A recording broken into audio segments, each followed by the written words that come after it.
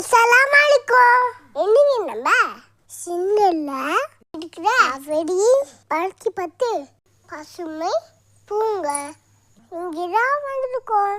இங்க இருக்கு வீட்டா காசு கிடையாது. எல்லாரும் இப்ப வரலாம்.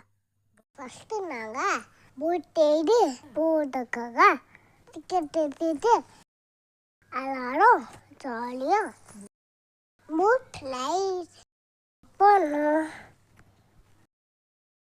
பார்த்தேன் சூப்பரா இருந்தது. அதுக்கப்புறமா அடுக்கிறதுக்கு வாக்கிங் போறதுக்கு நிறைய இடம் இருக்கு. குடிக்க